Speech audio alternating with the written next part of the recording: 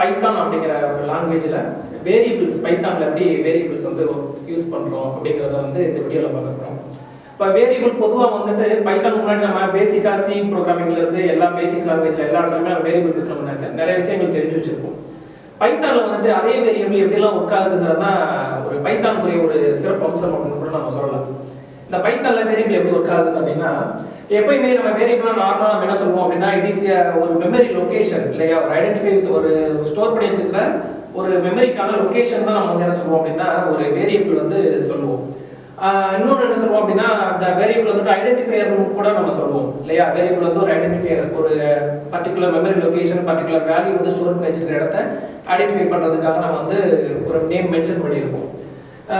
இதில் வந்துட்டு பைத்தானில் இந்த வேரியபிள் வந்து எப்படி ஒரு ஒரு மற்ற லாங்குவேஜை கம்பேர் பண்ணும்போது இதில் என்ன டிஃப்ரெண்ட் அப்படி இருக்குது அப்படின்னா, இதில் வந்துட்டு நம்ம எந்த இடத்துலையுமே நம்ம எல்லா ப்ரோக்ராமுமே வேரியபிளுக்கு வந்துட்டு நம்ம டேட்டா டைப் வந்து மென்ஷன் பண்ணுவோம். எல்லா மேக்ஸிமம் பைத்தானை தவிர இருக்க முன்னாடி எல்லா லாங்குவேஜ்லையுமே நம்ம மேக்ஸிமம் என்ன பண்ணியிருப்போம் அப்படின்னா, வேரியபிள் படி அது என்ன டைப் ஆஃப் டேட்டா அப்படிங்கிறத மென்ஷன் பண்ணியிருப்போம். ஆனால் பைத்தானில் அந்த டைப்பை வந்து நம்ம மென்ஷன் பண்ணணும்னு அவசியம் இல்லை.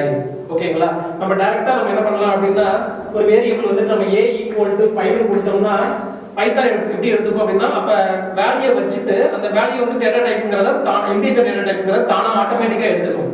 அதனால இது வந்து என்ன சொல்றாங்க அப்படின்னா infer language, it is called as Python அப்படின்னு சொல்லுவாங்க. பைத்தானுடைய ஒரு பெனிஃபிட் வந்து நமக்கு இதுதான். ஒரு டேட்டா டைப் வந்து நம்ம மென்ஷன் பண்ணாம அதுவே ஆட்டோமேட்டிக்கா அந்த டேட்டா டைப் அந்த வேல்யூ ஈக்குவல் டு அசைன்மெண்ட் ஆபரேட்டருக்கு அடுத்து இருக்கிற வேல்யூயை பொறுத்து அந்த வேரியபிள் என்ன டேட்டா டைப்பா இருக்கும் அப்படிங்கிறத ஆட்டோமேட்டிக்கா அதை கெட் பண்ணி எடுத்துக்கும். இதுதான் பைத்தானுடைய ஒரு மிகப்பெரிய அட்வான்டேஜ் சொல்லலாம். அதுக்கடுத்து வந்துட்டு இந்த பைத்தான்ல வேரியபிள் நேம் எப்படி கொடுக்கணும் அப்படின்னா, நம்ம நார்மலா வேரியபிள் நேம் வந்து என்ன சொல்லுவோம் அப்படின்னா group of letters and digit அப்படியே கூட கொடுக்கலாம் நம்ம இல்லையா. ஆனா நம்ம வேரியபிளுக்கு சில ரூல்ஸ் வச்சிருப்போம். டிஃபால்ட்டா நம்ம சி ப்ரோக்ராமிங்ல பேசிக் லாங்குவேஜ்ல ஃபுல்லா சொல்லியிருப்போம். சேம் அதே ரூல் தான் இங்கேயுமே அப்ளிகபிள். ஆல்பபெட்ல தான் ஃபர்ஸ்ட் லெட்டர் வந்து ஆரம்பிக்கணும், நம்பர்ஸ் டிஜிட்ல வந்து ஆரம்பிக்க கூடாது அப்படிங்கிறது நம்மளுடைய ரூல். ஆல்பபெட் அண்டர்ஸ்கோர் ஆரம்பிக்கலாம், அதுக்கடுத்து கேபிட்டல் லெட்டர்ல கொடுக்கலாம், ஸ்மால் லெட்டர்ல கொடுக்கலாம். அதுக்கு சிம்பிள்ஸ் வந்து வேரியபிள்ல வந்து வரவே வராது அப்படிங்கிறது நம்ம சொல்லியிருக்கோம். ஒரு வேலிட் டேட்டா டைப் ஒரு எக்ஸாம்பிள் கொடுத்துருக்க பாருங்க, A1 2 3 அப்படிங்கிறது ஒரு வேலிடான ஒரு டேட்டா டைப்ஸ். ஒரு நாட் வேலிடுக்கு ஒரு எக்ஸாம்பிள் நான் சொல்றேன் பாருங்க. இந்த இடத்துல வந்துட்டு அட் சிம்பிள் யூஸ் பண்ணி இந்த அட் 1 2 3 இந்த மாதிரி வந்து நமக்கு எந்த ஒரு வேரியபிள் நேமே நம்மளால செட் பண்ண முடியாது.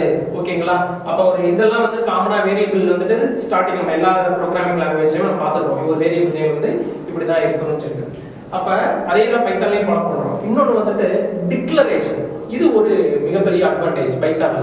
நம்ம நார்மலா பேசிக் லாங்குவேஜ்ல C++ல ஜாவா இதெல்லாம் நம்ம என்ன பண்ணிருப்போம் அப்படின்னா, ஒரு வேரியபிள் நம்ம வேணும் அப்படின்னு நினைச்சோன்னா அந்த வேரியபிள் வந்து ஃபர்ஸ்ட் நம்ம என்ன பண்ணிருப்போம், கண்டிப்பா அது லோக்கலாவோ குளோபலாவோ வந்து டிக்ளேர் பண்ணிட்டு தான் நம்ம வந்து அந்த வேரியபிளை வந்துட்டு ப்ரோக்ராமிங்ல யூஸ் பண்ண முடியும். ஆனா இந்த பைத்தானை பொறுத்தளவு வந்துட்டு இந்த வேரியபிளுக்கு வந்து டிக்ளரேஷனே கிடையவே கிடையாது.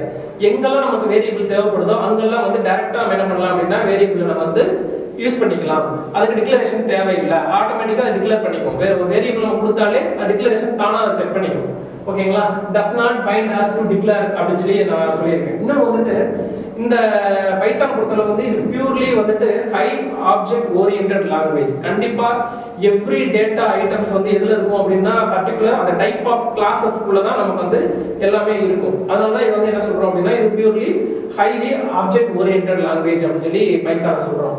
அதுக்கடுத்து இதுல வந்துட்டு ஒரு வேல்யூ ஆப்ஜெக்ட் ஓரியன்டட்னு சொல்லியாச்சு நம்ம. அப்ப எவ்ரி டேட்டா வந்துட்டு பர்டிகுலர் ஆப்ஜெக்ட் கிளாஸஸ்ல இருக்குன்னு சொல்லிட்டோம்.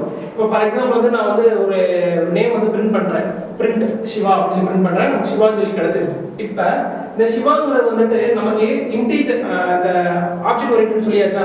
இந்த ஆப்ஜெக்ட் ஓரியன்ட் சொல்றதுனால நம்ம வந்து அது இன்டீஜர் ஆப்ஜெக்ட் ஓரியன்டடா இல்ல கேரக்டர் ஆப்ஜெக்டா அப்படின்னு சொல்லி நம்ம எப்படி தெரிஞ்சுக்கணும்னு நினைச்சோம்னா என்ன டைப் அப்படிங்கறத கொடுத்தாச்சுன்னா போதும், அது என்ன டேட்டா டைப்ங்கிறது தெரிஞ்சிடும். இப்போ நமக்கு வந்து கிளாஸ் ஸ்ட்ரிங் வந்திருக்கா, அப்ப ஸ்ட்ரிங் ஆப்ஜெக்ட் ஓரியன்டட் கிளாஸஸ் அப்படிங்கிறது தானா ஆட்டோமேட்டிக்கா எடுத்துக்கும், நம்ம மென்ஷன் பண்ண எதுவுமே அவசியம் கிடையாது. இன்னொன்று வந்துட்டு எவ்ரி ஆப்ஜெக்ட் வந்துட்டு பாயிண்டர் ஒவ்வொரு ஆப்ஜெக்ட்டுமே வந்து நம்ம பாயிண்ட் பண்ணி தான் இருக்கும். அதனால தான் இது ஆப்ஜெக்ட் ஓரியன்டட் சொல்றோம். எவ்ரி ஆப்ஜெக்ட் எவ்ரி டேட்டாஸ் வந்துட்டு ஒவ்வொரு ரெஃபரன்ஸ் ஐடியில் தான் ஒவ்வொரு ஆப்ஜெக்ட் ஓரியன்டட் ஒவ்வொரு ஆப்ஜெக்ட்ல தான் நம்ம இருக்கும்னு சொல்லியிருக்கோம். அதனால தான் பாயிண்ட் டு அன் ஆப்ஜெக்ட் கொடுத்துருக்கேன். இப்போ ஒரு இன்டிஜர் வேல்யூ ஒரு 15 கொடுக்குறேன். வேரியபிள் நேம் வந்துட்டு a அப்படின்னு சொல்லி அசைன் பண்றேன். ஒரு வேரியபிளுக்கு ஏங்கிற வேரியபிள்ல 50ங்கிற வேல்யூ கொடுத்தாச்சு அப்படின்னா இப்போ ஏங்கிற ஒரு வேரியபிள் 50ங்கிற இன்டிஜர் ஆப்ஜெக்ட்டை பாயிண்ட் பண்ணி இருக்கும். அதே இது வந்துட்டு இந்த ஏவோட வேல்யூ வந்து நான் பிக்கு அசைன் பண்ணிட்டேன். இப்போ இதுல எத்தனை ஆப்ஜெக்ட் கிரியேட் ஆகும் அப்படின்னா சேம் ஒரே ஒரு ஆப்ஜெக்ட் தான் கிரியேட் ஆகும். காரணம் என்ன அப்படின்னா ஏங்கிற வேல்யூ வந்து 50க்கு நம்ம அசைன் பண்ணிருக்கோம். அகைன் வந்து ஏங்கிற வேல்யூ வந்துட்டு பிக்கு வந்து நம்ம அசைன் பண்ணிட்டோம். அப்ப இந்த ஏங்கிற வேரியபிளும் சரி பிங்கிற வேரியபிளும் சரி ஒரே ஒரு ஆப்ஜெக்ட் இன்டிஜர் ஆப்ஜெக்ட் இருக்கிற அந்த 51 தான் பாயிண்ட் பண்ணிருக்கோம். இந்த இடத்துல நம்ம கிரியேட் பண்ற ஆப்ஜெக்ட் வந்து ஒரே ஒரு ஆப்ஜெக்ட் தான் கிரியேட் ஆகும். ரெண்டு ஆப்ஜெக்ட் எப்போ கிரியேட் ஆகும் அப்படின்னா எப்போ நம்ம வந்து ஒரு வேரியபிளுக்கு வந்து இன்னொரு வேரியபிள் அதாவது ஒரு இப்போ ஏங்கிற அகைன் வந்து நான் 300 கொடுத்துருக்கேன். அப்போ இந்த ஏங்கிற வந்துட்டு செகண்ட் ஒரு ஆப்ஜெக்ட் அப்போ தனித்தனியாக நமக்கு வந்து கிரியேட் ஆயிடும். இதை கண்டிப்பாக இன்னொன்று ஒரு சின்ன எக்ஸாம்பிள் சொல்லியிருக்கேன்.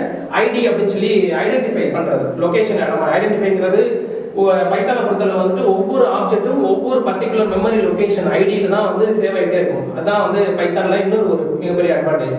அப்போ நம்ம வந்து இப்போ ஃபார் எக்ஸாம்பிள் வந்துட்டு இப்போ நான் இதில் பார்த்தீங்க அப்படின்னா மொத்தம் 3 பிரிண்ட் யூஸ் பண்ணியிருக்கேன். ஃபர்ஸ்ட் பிரிண்ட்ல வந்து ஏவும் பியோட ஐடி நான் கண்டுபிடிக்கிறேன். அடுத்து ஒரு ஐடி ஏன்னு கொடுத்தாச்சு.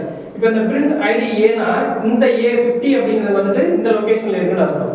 அடுத்து பிரிண்ட் பிங்கிறது வந்துட்டு என்ன எதில் கொடுத்துருக்கேன் அப்படின்னா இதுல இது ஒரு லொகேஷன்ல கொடுத்துருக்கேன். இப்போ பிரிண்ட் சி பொறுத்தளவு வந்துட்டு இந்த ரெண்டு ஐடியுமே பார்த்தீங்கன்னா இந்த ஏங்கிற வேல்யூ வந்து ஆல்ரெடி இந்த ஐடியில் இருக்கு இல்லையா? இப்போ இந்த ஐடி வந்துட்டு இந்த ஐடி லொகேஷன் வந்து சேஞ்ச் ஆயிருக்கு இல்லையா? அப்போ ஃபர்ஸ்ட் செகண்ட் நம்ம மென்ஷன் பண்ணும்போது வேல்யூ அசைன் பண்ணும்போது வேரியபிள் அசைன் பண்ணும்போது அதோட ஐடி லொகேஷன் வந்து சேஞ்ச் ஆயிருக்கு. இதான் வந்து பியூர்லி நம்ம ஆப்ஜெக்ட் ஓரியன்டட். ஒவ்வொரு டேட்டா ஐட்டமும் ஒவ்வொரு ஆப்ஜெக்ட்டை பாயிண்ட் பண்ணி தான் இருக்கும் அப்படிங்கிறது பைத்தான்ல இருக்கிறது. இனி போக பைத்தான்ல இருக்கிற இன்ட்ரெஸ்டான டாபிக் வந்து நெக்ஸ்ட் வீடியோவில் பார்ப்போம்.